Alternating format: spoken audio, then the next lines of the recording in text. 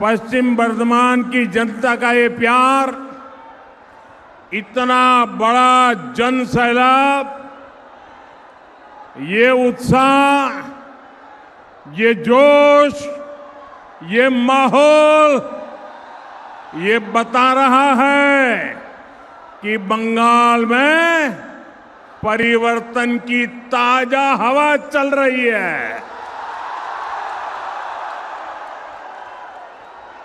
बंगाल में परिवर्तन अब पत्थर की लकीर बन चुका है। पूरा आसनसोल अब परिवर्तन चाहता है। पूरा बंगाल परिवर्तन चाहता है। मेरे साथ बोलिए, पाल्टानो दोरकार, पाल्टानो दोरकार, पाल्टानो दोरकार, पाल्टानो दोरकार, पाल्टानो दोरकार, पाल्टानो दोरकार। भाइयों बहनों, ये गूंज यहां से दुर्गापुर तक जाएगी, रानीगंज, सालतोरा और रघुनाथपुर तक जाएगी। ये बंगाल के जन जन की आवाज है। बंगाल में टीएमसी के पापों का घड़ा अब भर चुका है। बंगाल में अगली सरकार डबल इंजन सरकार बनेगी। 4 मई के बाद बंगाल विकास के एक नए युग में प्रवेश करेगा। साथियों, बंगाल की प्रगति के लिए टीएमसी से मुक्ति जरूरी है कि नहीं है? है कि नहीं है? टीएमसी जानी चाहिए कि नहीं जानी चाहिए? क्योंकि आज जब देश, पूरा देश तेज रफ्तार से आगे बढ़ रहा है, तृणमूल कांग्रेस बंगाल को पीछे धकेलने में लगी है।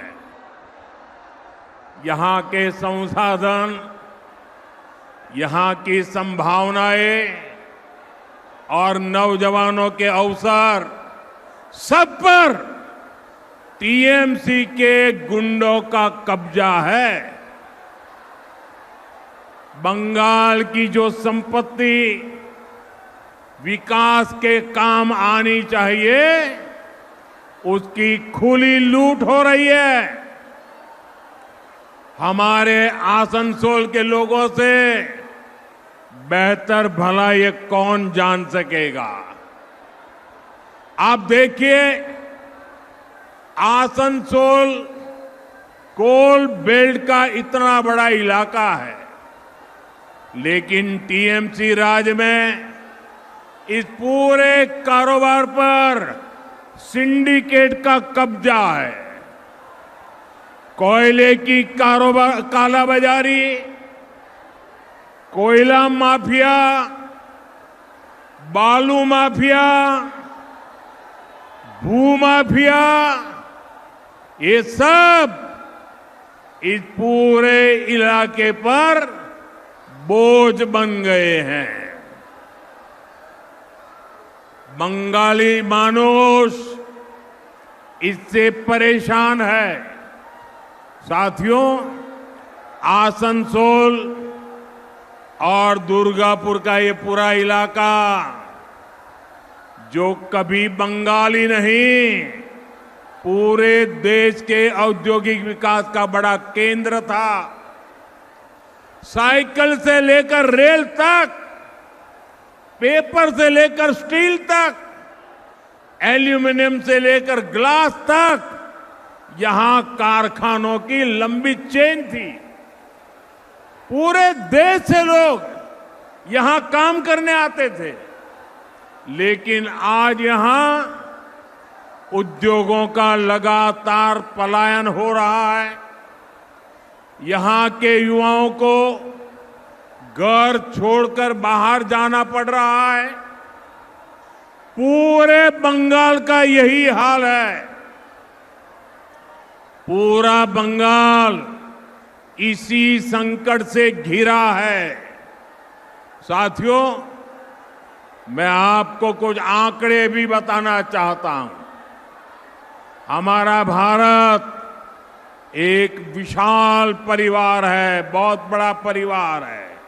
140 करोड़ देशवासियों का परिवार है, जिसमें अलग अलग राज्य उस परिवार के महत्वपूर्ण हिस्सा है।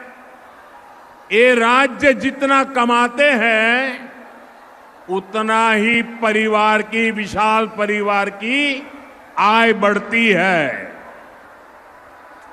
हमारा देश जब आजाद हुआ, तब पूरे भारत की कमाई अगर 100 रुपये थी, तो इसमें से 11-12 रुपये अकेले बंगाल कमाता था। 100 में से 12 रुपया। लेकिन यहां कांग्रेस और वामपंथी शासन ने सब कुछ तबाह कर दिया, बर्बाद कर दिया। और इतना कम था तो 2011 में जब आपने टीएमसी को मौका दिया, तब देश की कमाई में बंगाल का हिस्सा घटकर 6 रुपये रह गया था। आपने टीएमसी पर विश्वास किया था कि वो हालात सुधारेगी, माटी मानुष के लिए कुछ करेगी। लेकिन टीएमसी ने तो बंगाल के साथ निर्ममता की सारी हदें पार कर दी। और आज क्या हालत है? आज अगर देश 100 रुपये कमाता है, तो बंगाल का योगदान सिर्फ 5-5.5 रुपये रह गया है। कभी 12 रुपया 100 में से, आज 5 रुपया 100 में से। साथियों, एक आम बंगाली, इसकी आमदनी लगातार कम हो रही है। और टीएमसी के विधायकों और टीएमसी के मंत्रियों के, टीएमसी के टोलाबाजों के, टीएमसी की सिंडिकेट के बंगले बड़े बड़े हो रहे हैं। एबीपी आनंद, एगिए थाके, एगिए राखे।